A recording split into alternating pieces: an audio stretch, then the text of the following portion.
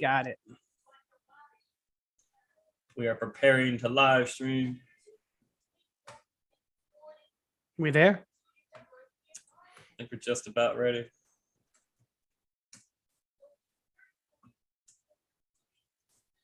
All right, Joey. We are We're in it? live.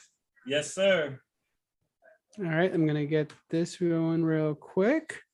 Make that. This is episode 12 of the of the Shipmate Sports Podcast.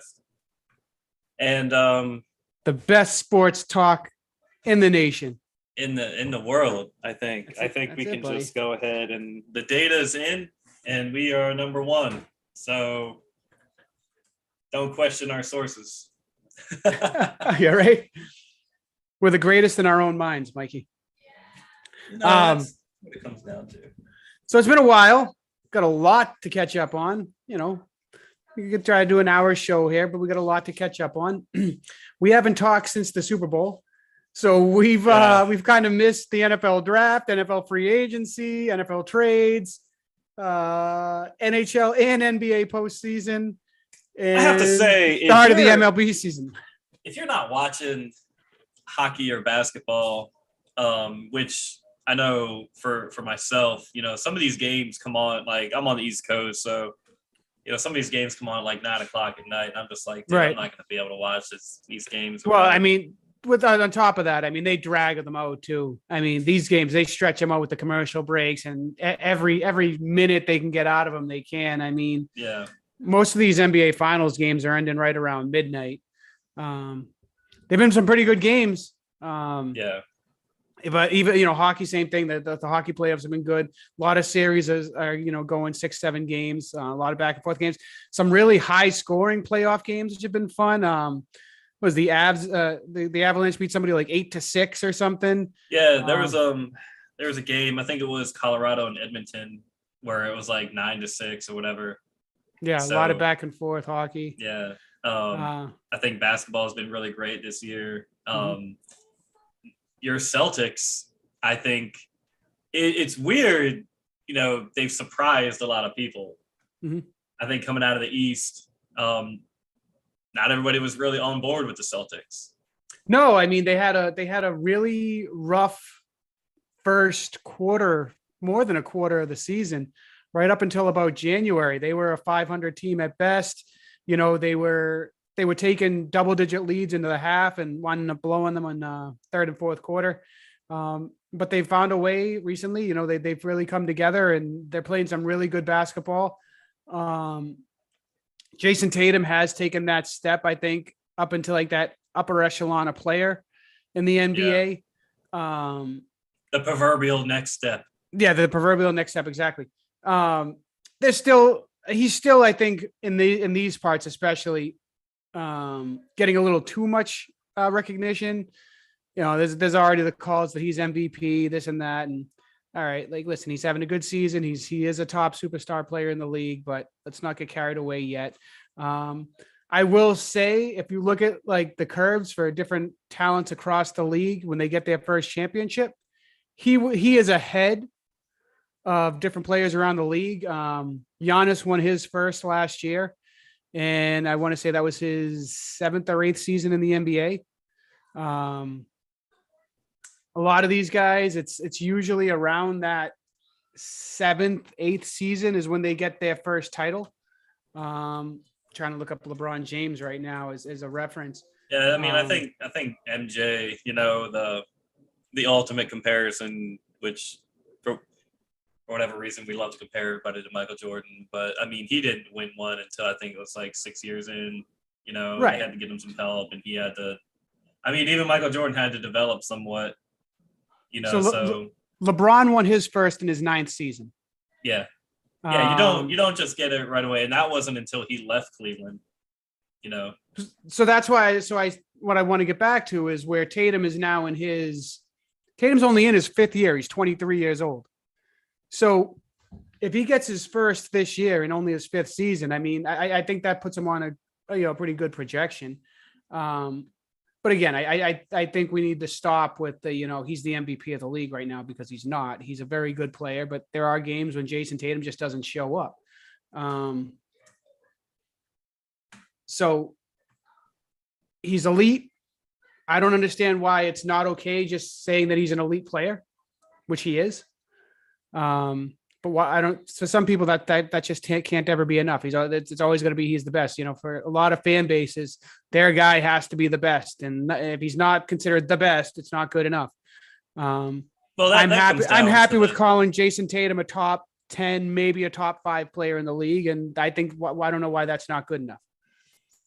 I think that it's part of the fan. You know, that's what fans do is, you know, we as fans, my guy's the best, yours isn't. My guy, yeah, you know, like, and that's the sports argument stuff. That's the passion that we have for the players that comprise that make up the team that we root for, right? I think. Well, it's another reason why fans don't vote for, you know, the league awards. Yeah, well, that's, you know, because, and now with like they have online voting, and somebody could just sit there and, you know, vote whoever they wanted. You know, a fan from the Sacramento Kings or the Orlando Magic could be like, you know, I'm just going to sit here and vote for my guy all day. And, right. You know, so yeah, it's important to. I don't know. I think it's good to have that passion for your team and everything. That's good for the sport, you know, and it's good for the fan, you know, to have something to root for. Speaking as a Detroit Lions fan, you know, been a few seasons where you're like, I don't know, man, I guess I'm going to watch football today or something, but you know, you're not really rooting for anything. Right. I mean, now, you know, go ahead. These awards, you know, I think players to some degree, you know, want to be, you know, best, you know, MVP, best offensive player, best defensive player, you know. Yeah. But I don't know if a lot of players, there's probably some players out there like, I got to get MVP this year, man. Like I have to have the best shooting percentage or something like that, you know, whatever the award caters to. But I think most players are just like, I just want to win.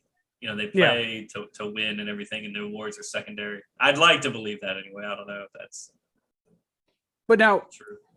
So we've had conversations in the past about the NBA playoffs and how, you know, when it was the Cavs and the Warriors or the Heat and whoever, you know, there was basically 3 teams that we knew it was going to come down to. Some years it was even just 2. It was like the Cavs and the Warriors. Who's going to win? Whoever LeBron was playing for. Right. Isn't it nice now? Like I'd say the last 3 years with the Raptors winning it 2 years ago and the Bucks winning it last year. Nice having a little bit of parity, huh? I like the level of parity that's currently. I mean, you kind of know, right? Like which teams. I mean, a solid half of the NBA.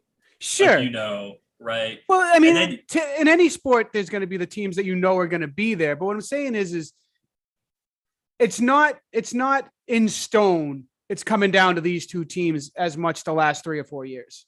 Yeah, there's not really a player of right. Like we went from Michael Jordan to Kobe Bryant to LeBron James, right? And so it was basically like if you were on one of these 3 guys' teams, for the most part, like you were gonna go far in the playoffs, if not win it all. And we're kind of moving into this, you know, this realm now where it's just kind of open. You know, now you still have to have your stars on the team, right? We're seeing and you have to build around them here in the playoffs, right? Like Phoenix, right?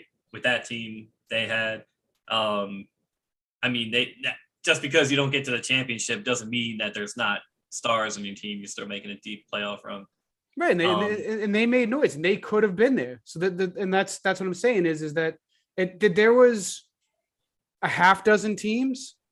Maybe even a couple more than that you said, hey, they have a chance of getting there. I mean, if you look in the East alone, I mean, the top teams, you know, the Heat took the Celtics to what, 7 games, right? I think a lot of people thought Miami was going to be, you know, right. Going to be there. Milwaukee was right there. Obviously the Celtics, the Sixers were good. And then you go over the West, Golden State had a great season. Obviously, they're in the finals. Um, Phoenix had a good year.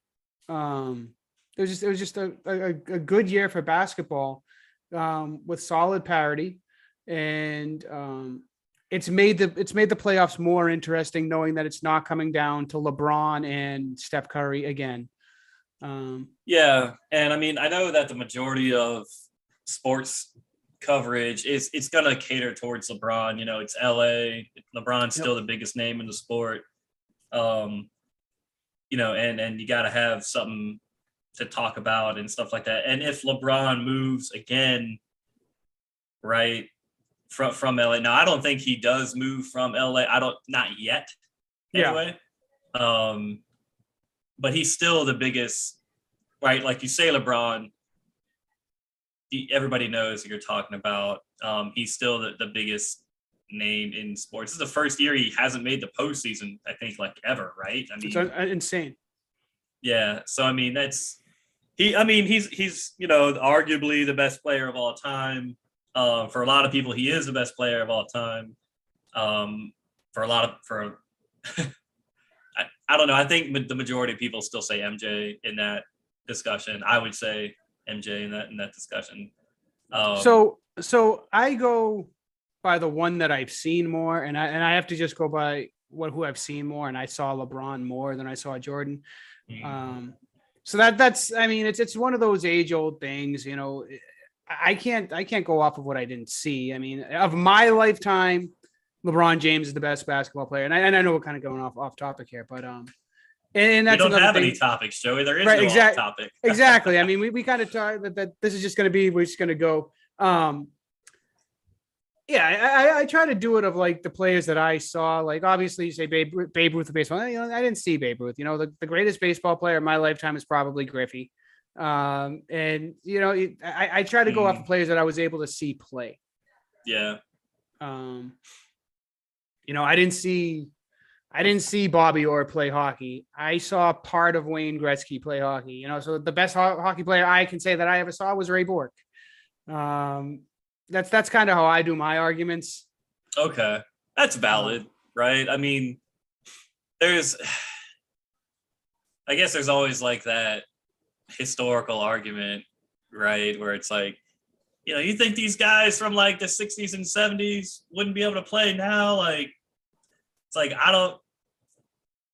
maybe. I mean, we're comparing eras at some point and trying to take the talent that somebody had in a different era, a different time, and put that in the now, or vice versa. Like LeBron, it's just a different, it's a different thing. Like you can't make that. You can't make the argument. Oh, he wouldn't have been able to do this in this era. You just don't know. I mean, I don't know if you had heard the story earlier this week when the Warriors won Game 2.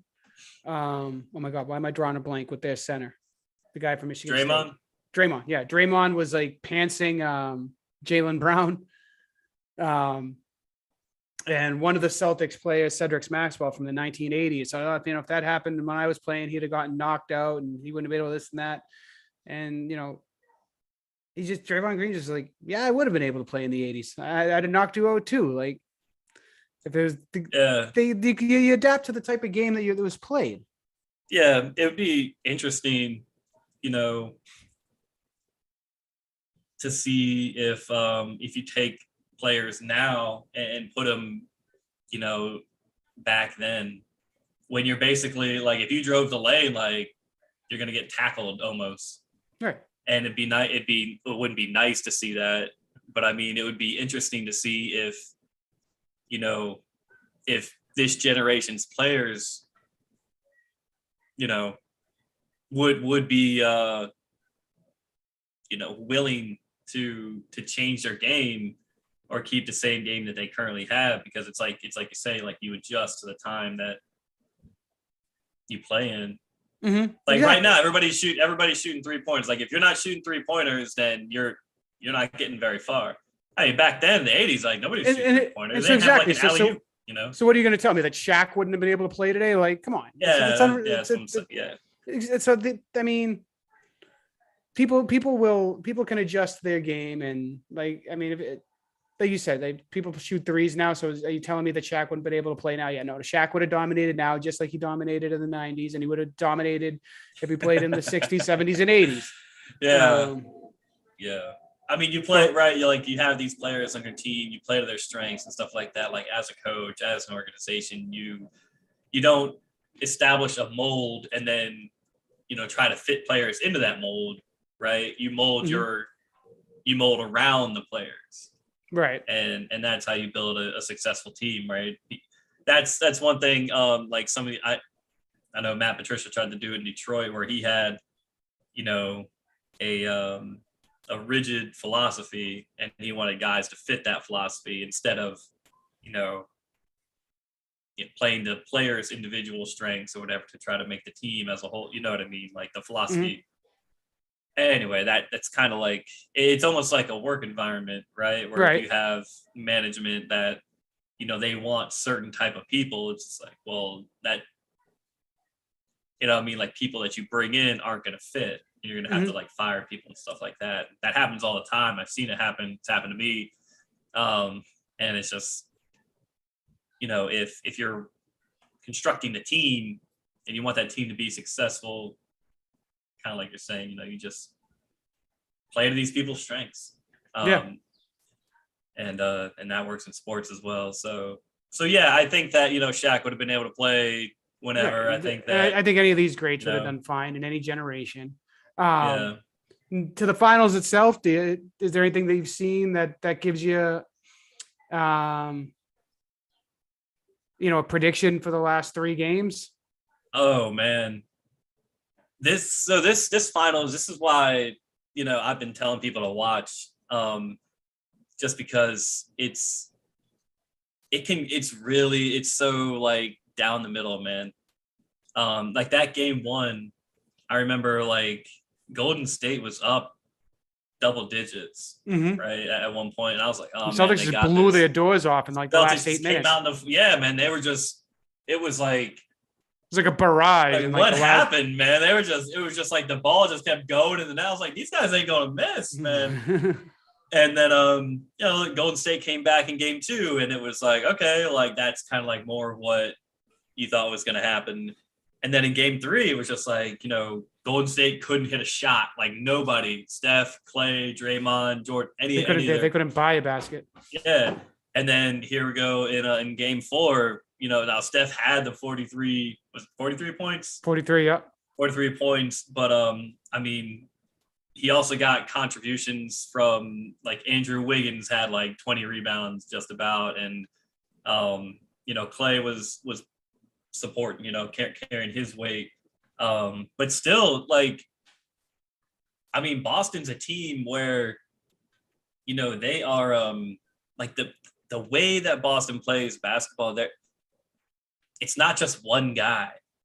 No. Like they have like three or four guys that are. It's like Tatum, Al Horford, Jalen Brown. Brown, Marcus Smart. Yep. And they're all very talented. They're all very good at what they do, and so it's not like I bet you if Boston were to key in on Steph Curry and shut him down, like just double him every time he got the ball, right? They'd have a much greater chance of winning, because I don't think that Golden State is so multidimensional beyond Steph Curry. Now, Steph Curry is so effective and good at what he does, right? I don't know if you shut him down for four quarters, but you can limit him, right? Well, yeah. So, I mean, if you Well, can limit Steph Curry and you force Golden State to be like, hey, go get your scoring from somewhere else, I don't know if Golden State can win that way. mhm. Two more games anyway. I mean, it's going to be interesting. I mean, so the thing that frustrates me as a Celtics fan, and I mean, another one of the reasons why I think Tatum's a little on the overrated side is I feel like there is just a games here and there that he just doesn't show up for, or his shooting is just dreadful, which is why I refuse to put him as like a top, like a solidified top five player. Um, it's just frustrating with the games when they lose and he can't buy a basket. Um, he's the leader of the team. He's the one that's supposed to be throwing it on his back. And I haven't seen it enough from him where he's Yeah. able to just take it and run. I'd love to see it in the next few games, but I don't know. I have cause for concern there. I mean, I feel like,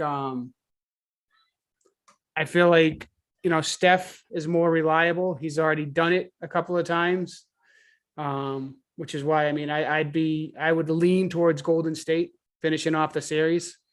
Okay. I mean, I'd like to see it go 7, and I'd like to obviously see the Celtics win. But it very well may go 7 games. I mean, it's so up and down, right? Like, I think that after Game 3, a lot of people were just like, all right, I think Boston's going to take this home and go up 3-1. Mm-hmm. I mean, it didn't happen, but I mean, it very well could have happened. I mean, Golden State was losing for the majority of the game. Yeah. Yeah. And then, like I said, they just fell apart, and Steph's gotten hot, and we'll see if he rides that into Game 5 now, because there's, he goes on runs where he's just going to keep dropping 40, and he may have found life. Yeah, coming home as well. I mean, it's going to be. I mean, Boston can go on the road and steal again. They've already done it. Yeah. Oh no, they've played very well on the road this playoffs. Yeah. Game 7 will be in Golden State, right? Golden State. Yep. It would be 5 and 7 will be in Golden State, 6 back in Boston. I mean, I think it would behoove them to try to finish it in 6 and not go back to Golden State for 7. I think, but they haven't been able to put together. Yeah, I don't see them winning a Game 7 in Golden State. If it goes back to the they can do it. If any team could do it, I think that Boston could do it, man. I mean, they won Game 7 in Miami, but I think Golden State's a different animal than Miami. I think that crowd for Game 7 to go to Golden State, if it does go to 7, and in all likelihood it could, because closing out this series in Boston sounds really hard, right? I mean, You talk about home court advantage. I mean, Boston Guard. I mean, it's a heck of a place to play. That's for sure, man. Well, to that point now, I'm assuming you heard the whole thing with the FU Draymond stuff with the Boston fans, and Steve Kerr and was it Curry? Klay Thompson, basically calling Boston fans classless for, doing the FU Draymond. And was it like an FU Draymond chant they had going or something? Yeah, I mean, they weren't using the F. They were using the whole 4-letter word. Yeah, I understand that. It's a kid's show, Joey. So I'm like, I don't know, man. Are they being too sensitive? I mean, that's what fans do. This is what are you going to do, man? You're going to climb up into the nosebleeds and tell everybody up there to shut. You're like, good luck, man. Okay, you know how it is. You go to a game, you get some drinks, and you yell at the players. You don't hurt anybody, right? You get it out of your system, right? It's just come on. You tell the ref he's doing a horrible job, and But I mean, as long as I don't have a problem with it. As long as it's only happening during the game, right? If you see Draymond Green out of the restaurant, you come up to him and you start screaming at him, look, man, just it's uncalled for. It's over the top. It's inappropriate. Right. And listen, let's call a spade, Mike. I think we've talked enough that if Boston fans do something that I disagree with, I'm the first one to say that they're wrong. Well, everything you guys do is wrong. So right. I'm just messing with. But this one, it was just come on. Listen, the guy's. It's part about being the bad guy in Boston. You're gonna get heckled. You're gonna get. They're gonna say "f you" to you. Just deal with it. Let's not make this a federal thing. Let's not do there's children players and blah blah blah. Listen, you're at the finals. These people paid huge money to be at this game. Deal with it. And the other thing that irks the crap out of me, and we've talked about this before, I absolutely despise these athletes bringing their kids to the post-game press conferences. I hate it. A lot of people think it's cute, this, that, and the other thing. I despise it. It makes it so that the reporters have to lob these softball questions to them, and they have to play all nicey nice instead of being like, hey, man, you suck tonight. What's the deal with that? Um, and I don't know. It started with Curry. Curry was bringing his kid. Now they all do it. It's annoying. It's not funny. It's not cute. You know, leave your kids in the stands. Go do your press conference. Be a man. Stand up there and just take the questions. I didn't know this bothered you so much, man. You seem you have a very strong opinion about this. Oh, it drives me crazy, Mikey. It absolutely drives me crazy. Okay. I mean, I don't know. I'm not bothered by it. I'm not bothered by it. I mean, I get what you're saying. You know, hey, you're supposed to come up here and answer questions about the game you just played. If you had a bad game, if you had a good game, like. Yeah, I'm not supposed to see little Steph Curry, like, you know, twiddling his toes and singing his ABCs and going, "Oh, he's so cute." Are they bringing their children up to the post game press conference as a means of like leverage? Right. You know, it's almost to take the pressure off, and no, listen, leave your kid. If you're using your children to serve, you know, a certain means to an end. I mean, they are your kids. I'm sure that every parent, I'm sure my parents use me to be like, "Oh, gotta go. Mike's acting up," or so. You know what I mean? Yeah, but you know what? Your parents weren't getting paid $25 million a year. Yeah. You know what I mean? I don't think my parents ever made that amount of money in their life. Well, exactly. I mean, so it's 20 minutes to go answer questions from the media. Just sit there and don't bring the kids. Stop bringing the kids. It's not cute. It's not cute anymore.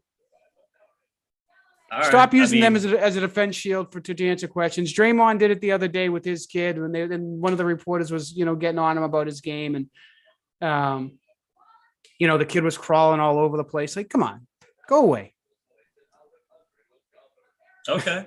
I don't know what to say, man. I mean, if it's, we're using our kids as like as a shield or whatever, then it's kind of like, hey man, I don't necessarily agree with that. If they have their kids with them, have your children with you. I mean, I don't think the NBA media is very, for the most part, very tough on. No, they're not. It's definitely the easiest. It's a very player-driven league. These guys can, it's franchises in the NBA are doing everything they can to make the players happy. And to some degree, you should do what's right for the players and keep them in a good mood, right? Players shouldn't have to in all sports, not just the NBA, but players should feel that they are supported by the franchise. They should have all the equipment. They shouldn't have any disagreements about pay. They should have, all the resources that they need to do their job, which is play the sport which you're paying them to play. Exactly. Right. So I agree with that. I agree with it in that manner. But I mean, with the NBA, it's just kind of like, franchises try to do whatever they, you know what I mean? They do anything to play. They give so much to anything the they want, anything they want, and it's like, man, they have complete control.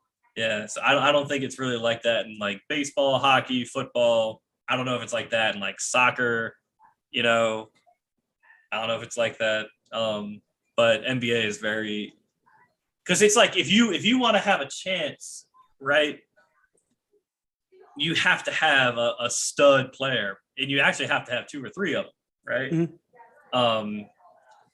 You have to have that. And I mean, you look at the teams that made deep runs in the play, even Miami, right? With Jimmy Butler, trying to carry the team himself, couldn't really get it done. Look at the stars on Phoenix, even Dallas. Like they're saying that who is it? Who's the guy in Dallas, man? I forget his name. Not Doncic? Jokic. Is it Doncic? Yeah, Luka. Yeah, Luka. And it's just like he needs help, man. Like Luka can't do it on his own. He can't. You know what I mean? But let's keep Luka happy. Let's let Luka do like whatever he wants to do. So I mean, there's reports that like Luka shows up fat, like out of shape, like as the season begins, stuff like that. But he's changing that now, and if your star wants to show up out of shape, you let him show up out of shape. You play your way into shape, man. Come on, right? It's 82 games, Yeah, no pup list in the NBA. Right, you're not putting in like these requirements. Like I think in the NFL, there's like a workout requirement that a lot of players have built in their contract. like, hey man, you got to stay in shape. Like this is a physical game, so is basketball. So yeah, I don't know, man. If they want to bring their kids to the podium post game, I don't Yeah. I don't have I don't know it's that big of a deal, Joey. You know what I mean? Drives me Like, crazy. I don't All really right. put that much stock into like whatever there's players don't want to answer those questions anyway. It's like, yeah, whatever. I don't know, we lost. Yeah, we won. Who cares? Next game. Like, All right, dude. Listen. what are you hoping to get from these guys? Like, oh man, I solved, particle physics, man. Check this. That's like, nah, they don't care. In the interest of time, Mike, before we switch gears to football, we got. Oh, my bad, man. Sorry. No, don't worry about it. Good. We're going to switch gears to football here in a second. Series is 2-2. What do you see? Quickly, what do we got? My gut tells me Golden State's going to win, but I don't know, man. It's like a 52-48. Like, it's so close. Give me Golden State in 7. Golden State in 7. Golden State in 7. All right. We can talk in hockey. What do you think? We Uh, already talk hockey. I think We we can do the hockey minute. I mean, we want to hit that quick. I mean, we got Tampa Bay going for 3 in a row. Would you rather see Tampa Bay three-peat? Yes. You want to see 3 in a row? Yeah. I don't like Tampa Bay. I hate that Tampa Bay has a franchise. I hate. They're the But best franchise in hockey. I hate. They that are the best. I hate that Tampa Bay has a franchise. I hate that there's hockey in Florida in general, but I want to see it the repeat. I think it's awesome that the best team. Hockey does not in the belong land. south of the Mason-Dixon line. Sorry, Yes. it doesn't. Oh, it doesn't belong. Turkey there. turkey on Thanksgiving over here. All It right? does not Just- belong south of freaking Virginia.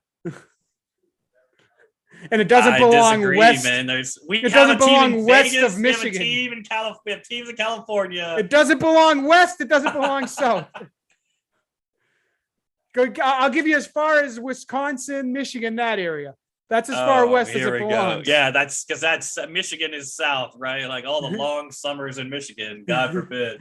No, I said it doesn't belong west of Michigan. It doesn't belong south of Virginia. What about like Vancouver, right? That's still Oh, up north. that's north. Yeah, but that's west of Michigan. Captain Geography over here. All right, it Well, belongs in Russia Canada. can't have hockey. Anywhere in Canada. It belongs in Canada and the Northeast. That's it. No, it doesn't, dude. Okay, just all right. We're gonna have a hockey team in Brazil. before Hockey when long. it's 90 degrees out is unnatural. If it's 90 degrees in January, hockey should not be played there. Hey, let me tell you something here, Joey. Everybody moves to Florida. All right, Yes, Everybody. to retire. right. I'll be one of them Heaven's someday. waiting room down here. We want our hockey. We're gonna have it. Watch it on TV. Anyway, doesn't so I'd rather. But yes, like to that point, I Stamkos, want to like see 3 in a row. Kucherov, But I wouldn't mind seeing Colorado is a good team, man, and I wouldn't mind seeing Colorado. See, I can't. win it I'm either. gonna, I don't know enough about the Avalanche. I used to love them in the late 90s. I loved those teams. I can't say that I probably can tell you 2 players on the Avalanche right now. I know that they built the team over the last couple of years and they got gradually better. I think last year they were the 8th seed and they played well. And then everybody going into this year knew they were going to take the next jump and they did. And I know they've had a great year. Unfortunately, I don't know them well enough, but I do know that they're a good team. I love their jerseys. Okay, so you want Tampa Bay? I want Tampa Bay. I want to see would the not. repeat. I don't want Tampa Bay to do 3 in a row. However, I don't know if we ever seen that, right? I mean, I think they had like the Islanders In our back in the day. lifetime. In our lifetime, when were the Islanders? Didn't the I Islanders want to do say it? the Islanders are like early '90s or something like that. I'd have to look it up. So And then what uh, about that- Edmonton? in our lifetime that we could remember, I mean, if I remember, no. I mean, I think we saw the Red Wings do it a couple of times. Yeah, no, but they didn't do 3 in a row. No. I think they went back to back. Yeah. So I mean, if we do get a three-peat from Tampa Bay, it'd be cool to see that. I would be happy to see that. To have that done in this day and age with the salary cap, with free agency, stuff like that. The game's faster. It's more, pucks move faster, hits are harder, stuff like that. There is a bit of an emphasis on player safety, in the NHL, maybe not so much, but it is a different game. They took away the 2-line pass, or they did away with the no 2-line pass. They got the goalie's got the trapezoid now, all that good stuff. So, I mean, it's a different game for Tampa Bay to put this together 3 in a row, even through the COVID year. Man, I think I might have just talked myself into wanting to see Tampa Bay win. So we'll see, cool. Man. Yeah, I think it'd be cool to see. And I mean, what an accomplishment that would be. So yeah, maybe, let's go Lightning, man. I mean, let's see if they can do this thing. So what's your prediction for the series, man? What do you think? Tampa Bay in 7 or? I don't know. I don't know them well enough. I'll go Tampa because I've seen Tampa play and I know how good they are. So yeah, I'll say Tampa in 7. Okay, I'll do Tampa in 7. All right, man. So I guess a hockey blurb there. Football, NFL. We've had a lot. Listen. There is a lot. Mac Jones comes in before everybody and he leaves after everybody, and he's having a hell of a training. Here we go. It's Mac Jones. You remember he comes in before everyone. He studies all day long.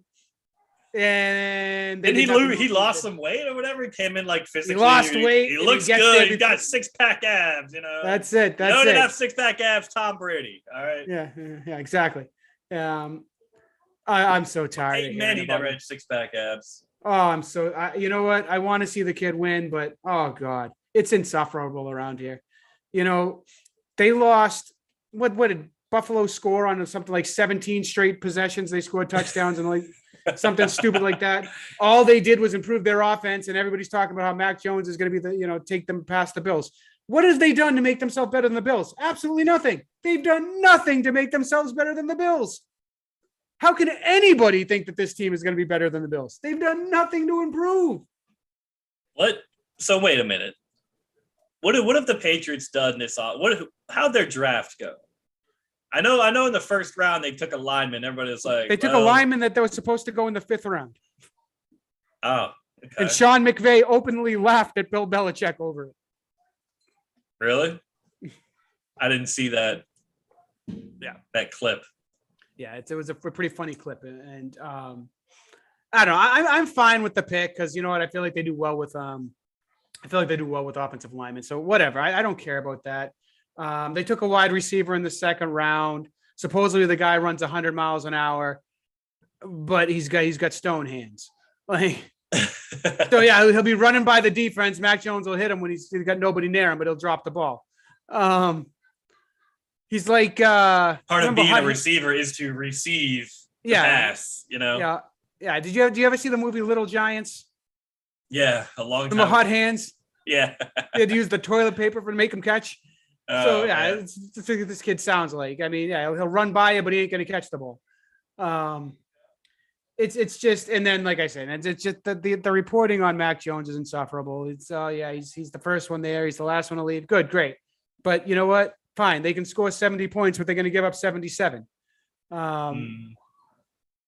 And that's just I want to see them win, but I can't stand the insufferable Mac Jones this, Mac Jones that. Well, you're also trying to implement a new offensive system now that Josh McDaniels has left for Vegas. Right, exactly. And then we got it. We're leaving the offense in the very trusting hands of Matt Patricia. Oh my God. Well, at least you're not leaving the defense in his hands, because I can tell you what that looks like. So maybe it is time for Matt Patricia to switch it up and go to the other side of the ball. I mean, they didn't bring in an offensive coordinator to replace McDaniels. No. Belichick doesn't do the whole coordinator thing. What does he do? Here's the thing, right? Is that like I'm not going to question Bill Belichick. You can't. I'm just not going to. I can't undercut Bill Belichick with like these side sideways remarks like, "Oh, what does he do?" Like, well, he wins Super Bowls as he's won so many of them. Mhm.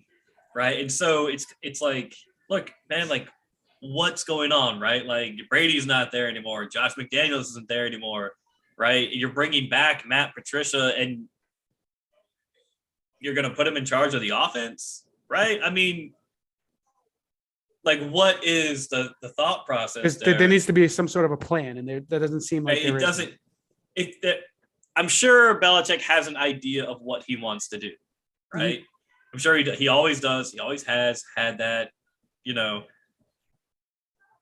I would like to know, like, hey man, like, what's the idea here? Because saying Matt Patricia and offensive coordinator in the same sentence, for even you don't have to even know, like, right? You really have to be, the most investigative journalist. You don't have to be Albert Breer to be like, yeah, man, doesn't really sound like a great idea. So I mean, I just like to know. I would love for Belichick to come out and be like, "Yeah, man, like this is what we're going to try and do this year," or something like that. I don't know if a lot of He coaches will do not do that, it. but He will no, not do he's it. not. He's not obligated to do it, right? No. You just basically what happens with the Patriots is that they're going to come out there like week one, probably like preseason week one or whatever it is, show a little bit of their hand of what they're doing. That's what the preseason is for, right? You're trying to, work out the kinks, Mhm. see if other guys fit or who doesn't fit, who can pick up, the offense or the defense or the game plan. And but you also, right, you need to work on some things and sharpen. You're right. This isn't Kansas City, right? Where that you kind of know what's happening there, right? In Right. Buffalo, you know what's happening, right? In LA, they're both teams are pretty squared away there. But in New England, it's trying to figure this thing out, I guess. It's just, yeah. I mean, They did make the playoffs last year, though, so I don't know how much of an adjustment they need to make. But if they're going to go through Buffalo, right. I mean, yes, yeah. He was a rookie quarterback. He took him to the playoffs. Yeah, but you know what? They won a fluke game against Buffalo because the winds were. It was like they were playing in a freaking windstorm, and it was a fluke win. that's Belichick's master plan is like global warming, right? That'll Right. influence all the weather. They're built to withstand climate change, and they can run the ball. Right. I mean, listen, I'd love to see it work. I mean, in Belichick, I trust. You know what? But I just, again, it comes back to the whole, not everything that they do is gold. Some things don't work. I mean, Belichick can't draft receivers.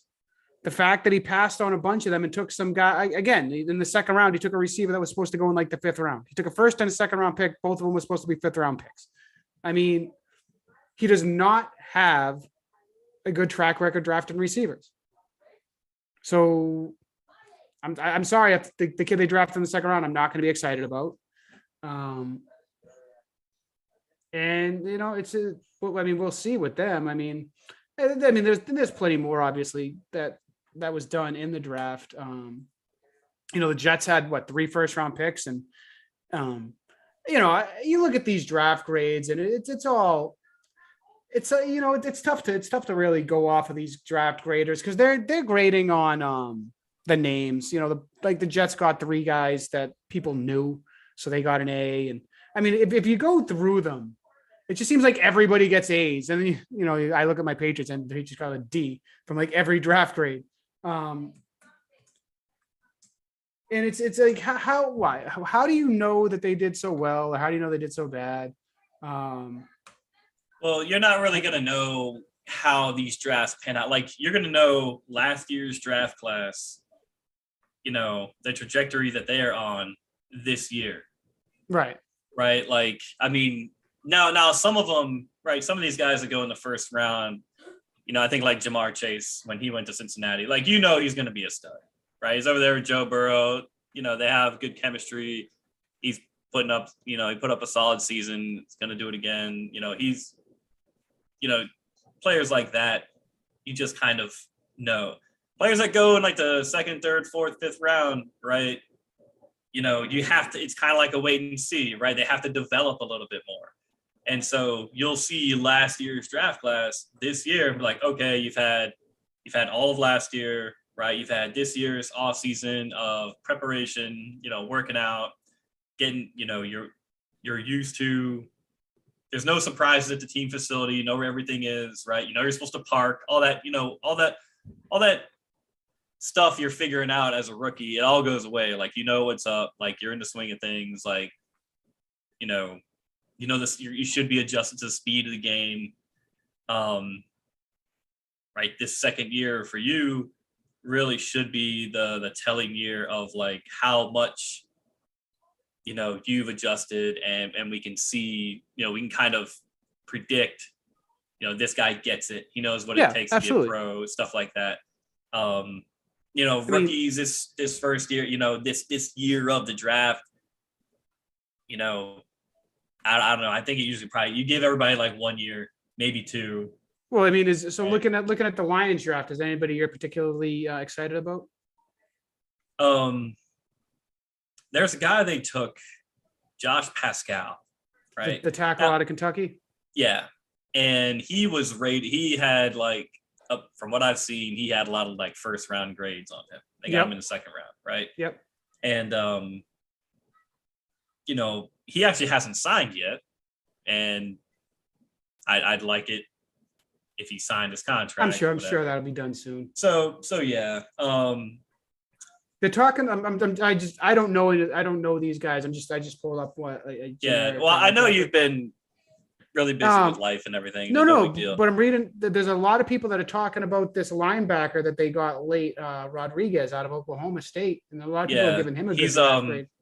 Well, he's 5'11". Yeah. Right. He's not your typical. He's not your, what do they call, your prototypical size linebacker who's like 6'3" and all that. Right. But this guy constantly shows up on film. He, a lot of people, I didn't really watch a whole lot of like Oklahoma State football last year, if any.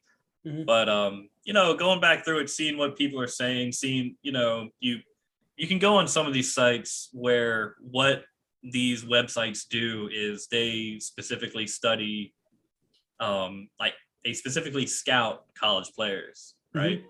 And so for all intents and purposes, the Detroit Lions had a good draft, right? Yeah, it looks like it.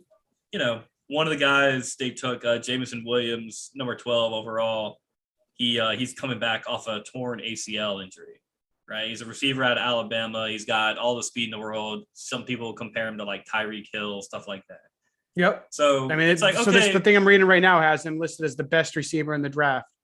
Yeah. So the thing is, it's like, okay, well, he has to come back off that injury properly and produce and fit into whatever culture the Detroit Lions are trying to build. You mm-hmm. can't just say, oh, we got this guy, he did great in college, and that'll directly translate to the NFL, right? That's not, it's just a different, I mean, right? Like in high school, you have this giant talent pool, and then in college, right, it gets smaller, right? And then in the mm-hmm. NFL, it gets even smaller, where you're taking the top talent from each of those, groupings and putting them into the next league. Right. So you can't just say like, well, he was, lifting the top off of like the Georgia defense. Like, well, not everybody on the Georgia defense is going to the NFL. A lot of them will, but so it's wait and see. And you have, is he going to lose a step coming off the knee injury? Right? Mm-hmm. Does he have to change his game? Hopefully not. I think now we're seeing athletes come back from these injuries like Achilles tendons, ACLs, hip injuries, whatever it is, pulled hamstrings, and they're being effective, in the seasons that they come back from injuries. So I mean, it's exciting to know that the Lions are, scouting properly. I mean, even last year's draft, they had a decent one. The tackle they took early, Penei Sewell, he had a good year. He's done really well. So their offensive line is actually, it's fun to watch, if anything. And I mean, they've had, it's weird. I mean, they lost to Baltimore last year on a record-setting field goal, right? I mean, they lost. I think there was somebody said they were 11-5 against the spread Yep. last Yeah. year, and so okay, I mean, That translates a lot. People like might laugh at that, but that actually translates a lot for teams that for the following year. yeah. So we'll see, man. It's exciting, and so if they have a successful year where they have a winning record, 9-8, 10-7, something like that, it'd be great, man. Maybe a playoff push or something like that. But for Detroit, for our fan base, for this organization, it's a new feeling, success, right? Yeah. It's basically the opposite end of the spectrum from New England, where you guys are, if Belichick has a year where he goes 7-10, The sky is falling. it's gonna be fire Belichick, man. It's gonna be fire Belichick. Sell. That's team. already started. I mean, that Yeah. started the year that Brady left. I mean, that's been going on now for a while. He didn't get a successor. No, it's just it's unreal. I mean, which is why I think some of the fans here are a little bit on the spoiled side. You guys are spoiled. You're spoiled, Joey. Just look, Sure. be in Detroit. I'm gonna buy you a hat. I'm gonna buy a Detroit Lions hat. I'm gonna send it to you. All right. I don't think the Lions and Patriots play. Do they? I think they do play. They do. Yeah. I need to come up for the game. That's right. Well, that's what I'm saying. And you know what? I'm thinking we might get you up here and we might do a special Shipmate Sports podcast pregame while pregaming. I think that's a good idea. Maybe we can make that happen. Shipmate Sports podcast on location from Gillette Stadium. On site. Oh, from Gillette. Maybe from like the parking lot. We do like That's a what I'm tailgate thinking. or something. That's what I'm thinking, buddy. Maybe we can work that in. I'm thinking That's we a might good have to make idea. this work. I'm thinking we might have to make this work. All right. But yeah, man. I mean, it's exciting, to know that the front office is like, hey, we're actually doing our research. And they, there was a lot of talk about in this year's draft, where are the quarterbacks going to go? Mm-hmm. Right. And a lot of the quarterbacks had like day 2 and day 3 grades on them. And that's where they went. I'm glad Detroit, they traded up in the draft to go get a playmaker. Yep. Right. On the outside, which is, look, in today's NFL, you got to have these guys on the outside with game breaking speed or, impeccable route running ability. Right. Devontae Adams just got all the money in the world from Vegas. Cooper Kupp just got a huge contract, Kupp, 3 years, right? $80 million. But I mean, Cooper Kupp, right? He catches it's 10 catches, Everything. 12 every game, right? You got to have that guy. Matt Stafford's got. I mean, you also got to have the quarterback as well. And in New England, it's just like where is the star power? Where is the push? The guy that pushes you over that line, right? It used to be Brady, right? And now it's like I don't know if Mac Jones. It's not there. It's not there. And I mean, which is why I can't stand these reports of they have I don't even remember. They had a 7th round wide receiver they drafted last year who was on the practice squad last year.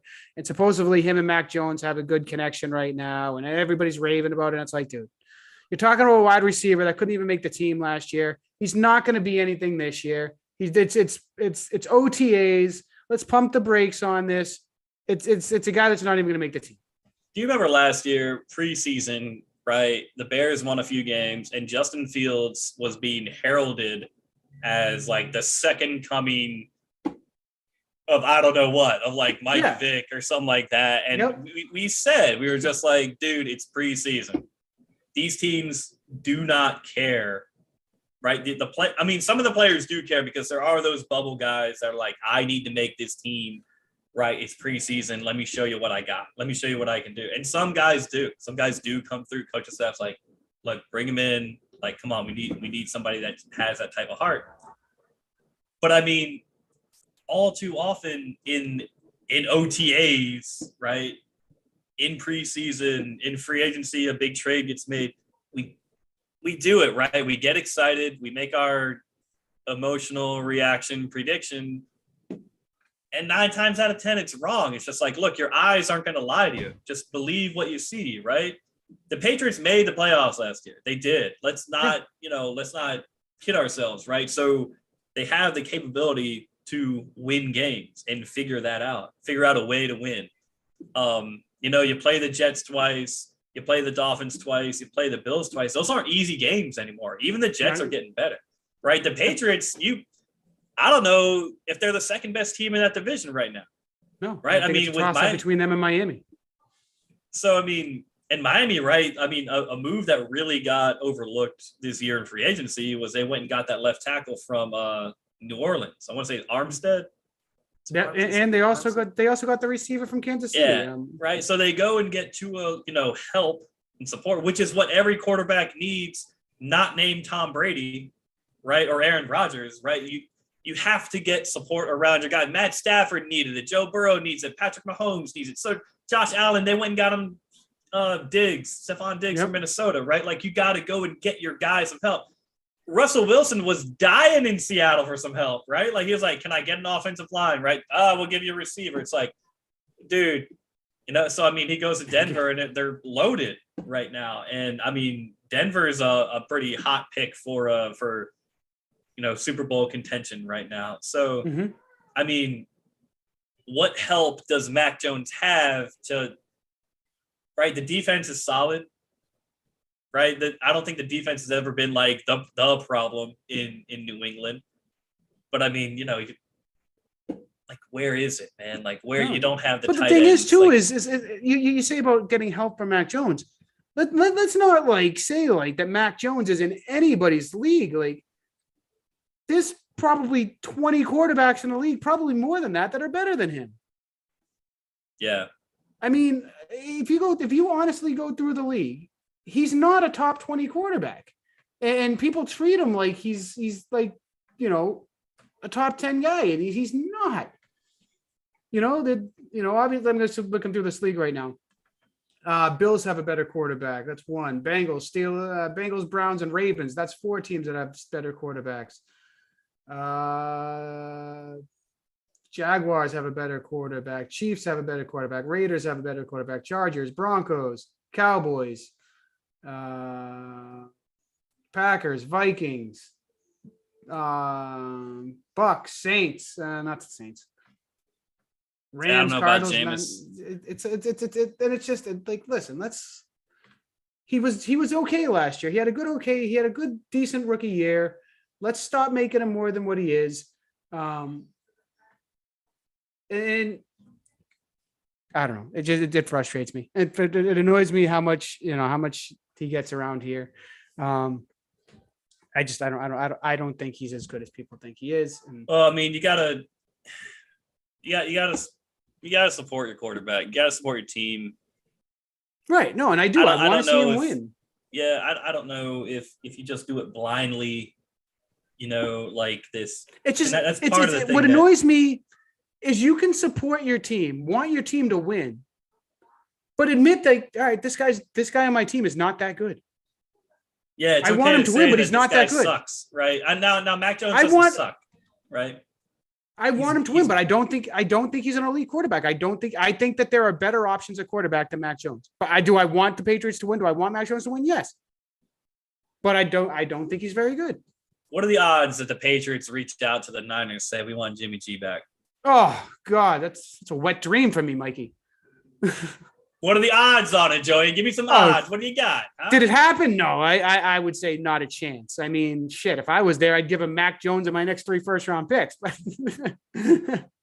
no, I don't think that there's any chance that it happened.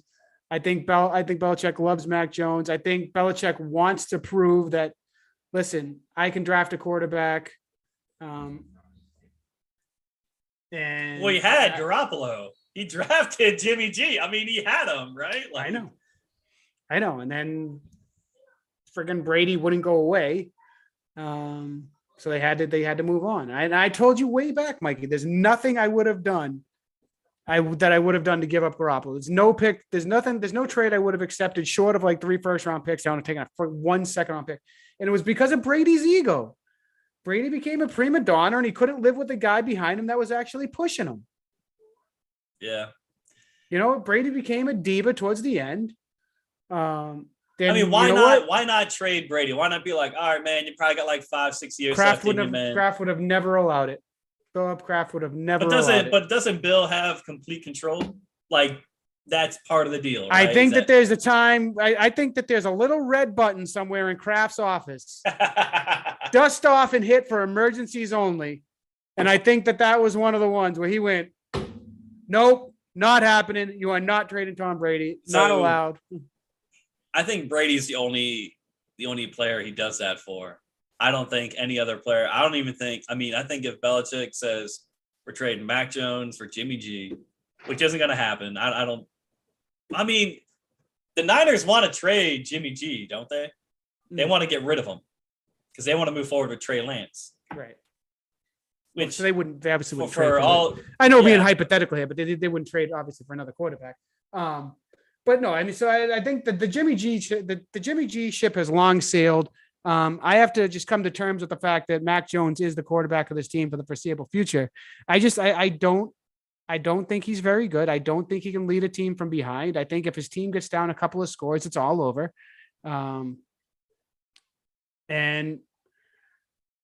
I don't know. I don't think that there's enough firepower on that offense. They didn't bring in weapons for him. The guy they got from Miami, Parker, is just an okay receiver. He's like a number 3 receiver for Miami. You're basically playing with a bunch of number 3 receivers, who, if you're not named Tom Brady, who's going to do well with that? I don't know. I don't see what they did to improve. And then, like I said, I mean, the team they're chasing is Buffalo. Buffalo scored on every possession in the playoff game, and I want to say they scored on almost every possession of the last game that they played. They did not punt. Yeah, and so you're talking about a team that scored touchdowns on something like 20 straight drives against you, and you did nothing to improve your defense. So I don't know. It's one thing Belichick has always done with every player that comes in there is he maximizes what they do well. Right.